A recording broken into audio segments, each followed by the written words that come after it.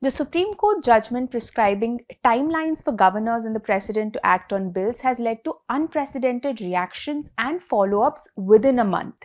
There was a political showdown with even the Vice President of India publicly criticizing the Supreme Court judgment, and now the President of India has referred 14 questions related to the judgment to the Supreme Court.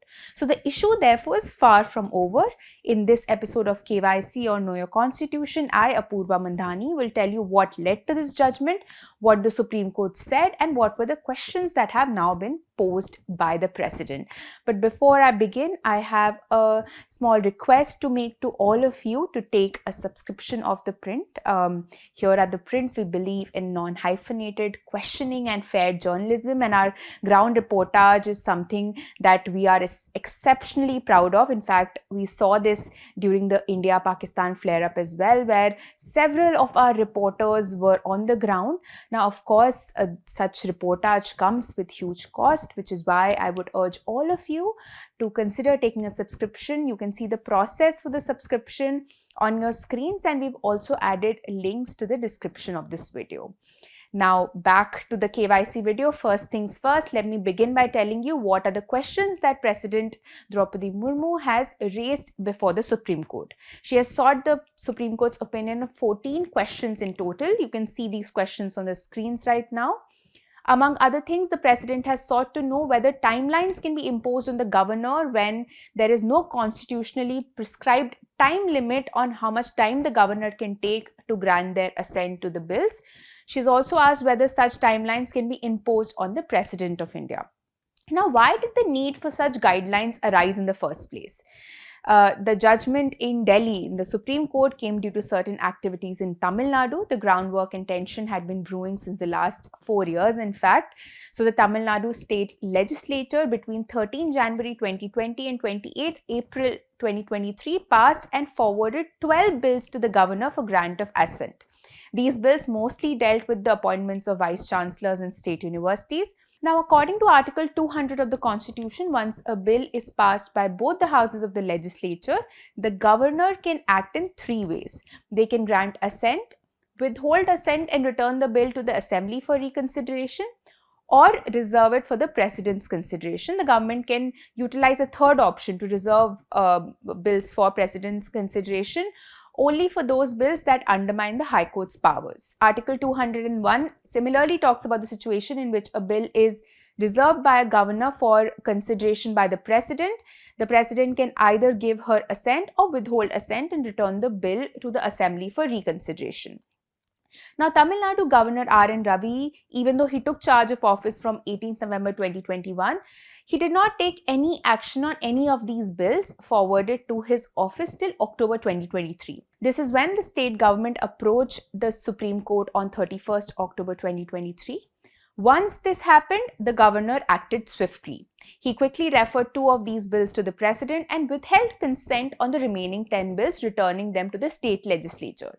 So the state legislature on 18th November 2023 convened a special session and repassed the 10 bills which were returned by the governor. These bills were sent to the governor the same day, but 10 days later, the governor reserved these repassed bills for consideration of the President as well.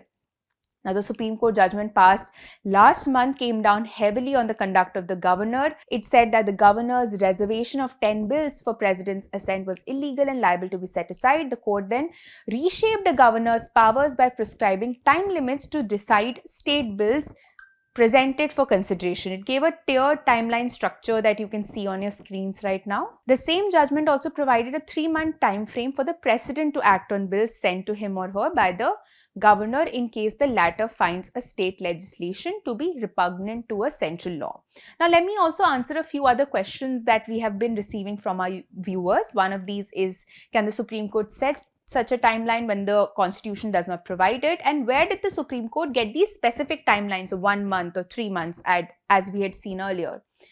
Actually, it was from the centre's own guidelines. The Supreme Court's April judgment had noted that it was adopting the guidelines issued by the Ministry of Home Affairs through 2 office memorandums issued in 2016.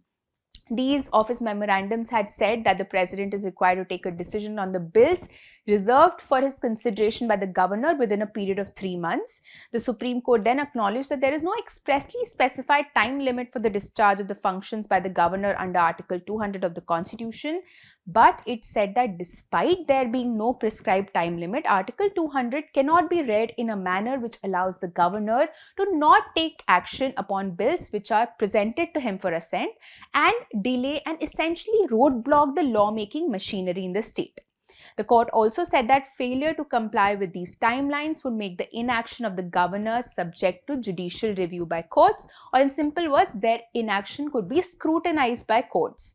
The judgment quickly led to a political showdown. Vice President Jagdeep Dhankar publicly questioned the Supreme Court judgment. He said, and I quote, "So we have judges who will legislate, who will perform executive functions, who will act as super parliament and absolutely have no accountability because law of the land does not apply to them." BJP leader Nishikant Dubey also hit back at the Supreme Court. Referring to the court's judgment, he alleged that this means the Supreme Court wants to take this country towards anarchy. His remarks even led to a petition demanding contempt proceedings in the Supreme Court, although the court chose not to act on it.